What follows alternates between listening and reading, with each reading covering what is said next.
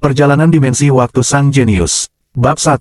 Nggak enak banget. Wira Darmadi sedang mengunyah sesuap tiwul. Kemudian, dia meletakkan sendoknya karena merasa seperti makan gula saja. Sekarang dia akan menamparkan siapapun yang berani memberitahunya bahwa melewati dimensi adalah hal bagus. Wira sudah melewati dimensi ke kerajaan Wala yang mirip dengan kerajaan Atrana kuno. Pemilik tubuh sebelumnya berasal dari keluarga kaya. Sewaktu orang tuanya masih hidup, dia selalu sarapan bubur. Makan siangnya adalah nasi dengan lauk, sedangkan makan malamnya adalah mie gandum dan roti pipih. Berhubung harus bersekolah di ibu kota provinsi, dia baru pulang ke rumah setiap 10 hari sekali. Pada saat itu, dia pun bisa memuaskan nafsu makannya. Rakyat biasa pada umumnya hanya makan sehari 2 kali. Makanan mereka juga hanyalah bubur atau tiwul karena mereka tidak sanggup membeli daging. Hanya pada saat tahun baru dan punya uang berlebih, mereka baru bisa menikmati daging. Biasanya, hanya orang kaya, bangsawan atau pejabat yang bisa menikmati mie dan nasi. Saat memikirkan ayam, ikan, daging dan telur yang disia-siakan di dunia, Wira pun menjadi kesal. Wira sedang tenggelam dalam pikirannya. Tiba-tiba, terdengar suara seseorang yang terdengar ketakutan. "Suamiku, maaf, kita sudah kehabisan beras. Cendekiawan sepertimu jadi harus makan tiwul padahal baru sembuh." Saat melihat gadis cantik yang berdiri dengan takut di depan kamarnya, mata Wira langsung berbinar. Gadis yang anggun dan cantik itu terlihat berusia sekitar 17-18 tahun. Perawakannya tinggi dan langsing, tingginya mungkin mencapai 1,7 meter. Dia mengenakan baju merah yang dipadu dengan rok hijau dan sepatu kain bercorak. Pakaiannya sangat sederhana, wajahnya juga tidak dirias. Namun, dia terlihat sangat cantik dan juga lembut. Hanya saja, wajahnya terlihat sangat pucat. Rambutnya juga sangat tipis dan kusam. Dia terlihat seperti orang yang kekurangan gizi saja. Gadis itu bernama Wulan Linardi. Dia adalah istri pemilik tubuh sebelumnya dan merupakan wanita tercantik di Kabupaten Uswal.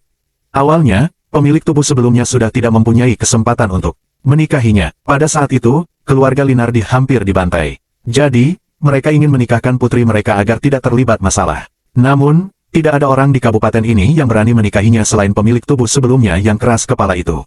Pada hari pernikahan mereka, keluarga Linardi mendapat kabar bahwa ayah Wulan berhasil memutarbalikkan situasinya. Keluarga Linardi pun hendak membatalkan pernikahan mereka. Namun, Wulan menolaknya dengan tegas. Dia merasa suami istri harus melewati suka dan duka bersama. Sampai akhir hayat, entah karena emosi akibat keluarga Linardi hendak membatalkan pernikahan atau ada yang salah dengan pemilik tubuh sebelumnya, mereka sudah menikah selama 3 tahun, tetapi masih belum berhasil berhubungan intim. Kemarin, pemilik tubuh tiba-tiba sakit dan koma. Pagi ini, Wira sudah melewati dimensi dan menempati tubuh ini. Saat melihat ada sesuatu di hidung mancung gadis itu, Wira pun bangkit dan mengulurkan tangannya. Wulan langsung berjongkok dan melindungi kepalanya sambil menangis. "Suamiku, jangan pukul aku. Semua mas kawin sudah benar-benar habis terjual." Tangan Wira pun berhenti di udara. Berhubung pemilik tubuh sebelumnya memiliki disfungsi seksual, sifatnya pun berubah drastis. Dia berhenti belajar untuk ikut ujian menjadi pejabat, dan hanya tahu bersenang-senang setiap hari. Oleh karena itu, keluarga mereka pun jatuh miskin. Selain itu, pemilik tubuh sebelumnya juga menyiksa istrinya yang cantik ini. Bukan hanya mas kawin Wulan yang sudah habis dijualnya, dia juga memaksa Wulan meminjam uang dari keluarga Linardi agar dia bisa berfoya-foya. Namun, Wulan malah merasa dirinya berutang budi pada pemilik tubuh sebelumnya. Wulan bukan hanya tidak meninggalkan suaminya, tetapi juga tetap melayani kebutuhan suaminya meskipun tubuhnya sudah terluka karena dipukuli suaminya. "Suamiku, jangan pukul aku lagi. Aku bakal cari cara untuk dapat uang, lalu membelikanmu alkohol dan daging." Wulan mendongak dan memohon sambil menangis terseduh-seduh. "Aku nggak minum alkohol, juga nggak makan daging. Ada kotoran di hidungmu, aku cuman mau bantu kamu menyekanya." Wira memapa Wulan yang gemetaran, lalu menyeka abu hitam di ujung hidungnya dengan lengan bajunya. Namun, Wulan malah menjadi lebih takut lagi. Dalam 3 tahun ini, suaminya bukan hanya memukul dan memakinya saja. Kadang-kadang, suaminya juga bisa bersikap lembut. Namun, dia melakukannya supaya Wulan menggadaikan mas kawinnya atau meminjam uang dari keluarga Linardi. Oleh karena itu, Wulan berpikir bahwa suaminya bersikap lembut hari ini karena mau meminta uang kepadanya. Wira meminta maaf dengan suara lembut, "Dulu, aku yang salah. Kelak, aku nggak bakal pukul kamu lagi." Huhuhu. Wulan langsung menangis dan berkata, "Suamiku, kamu pinjam berapa banyak uang lagi di luar sana? Waktu terakhir kali aku pulang ke rumah, kakakku sudah bilang kalau dia nggak bakal pinjamin aku uang lagi."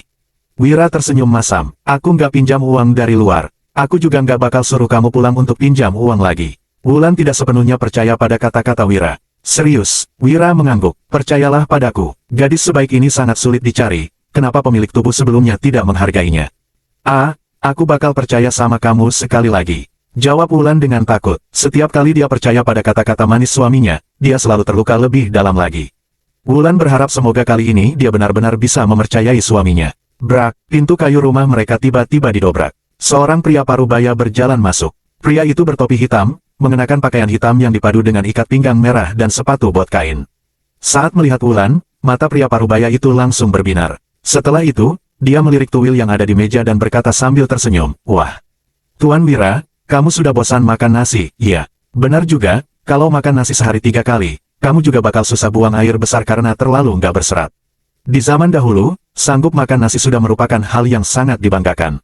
Wira merasa pria parubaya itu tidak asing, tetapi dia tidak bisa mengingat apa hubungan pria ini dengan pemilik tubuh sebelumnya. "Pak Budi, kalau mau pamer kekayaan, balik saja ke Dusun Silali.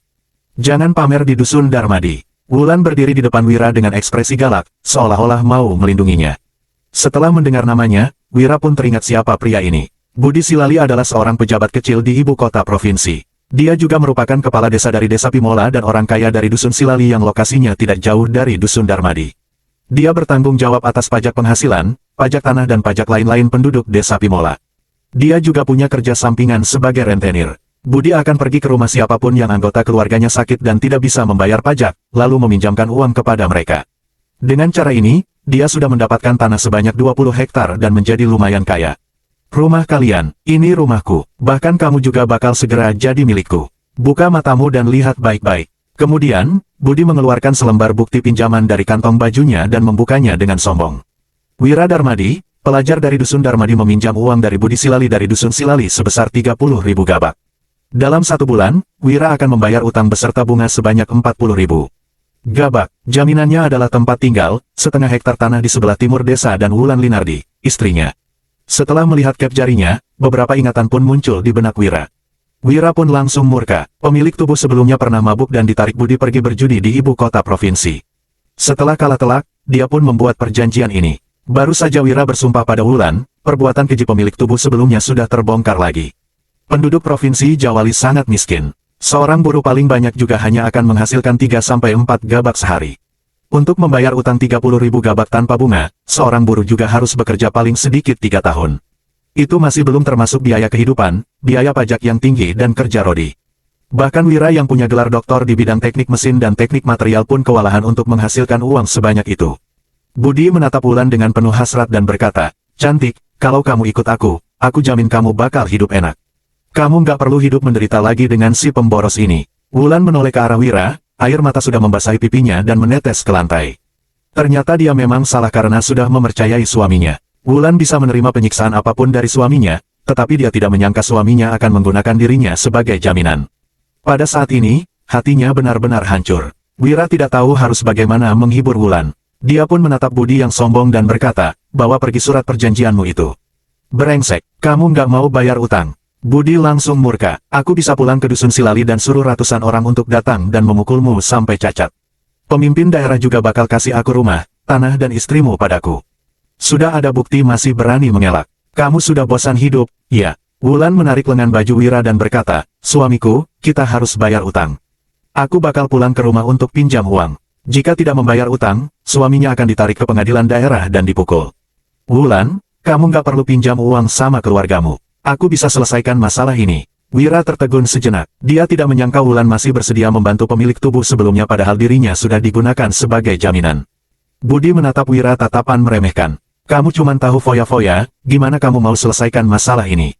Kalau kamu nggak bayar 40.000 gabak itu hari ini, aku nggak bakal pergi." Wira menunjuk ke tanggal surat perjanjian dibuat dan berkata, "Buka matamu lebar-lebar." Memangnya sudah sebulan, Budi langsung terkejut. Dia datang menagih utang karena mendapat kabar bahwa Wira sakit keras. Begitu mereka ribut, dia pun lupa bahwa masih tersisa 3 hari sebelum Wira harus membayar utang. Budi pun menjawab dengan kesal, "Aku nggak percaya kamu bisa dapat 40.000 gabak dalam 3 hari.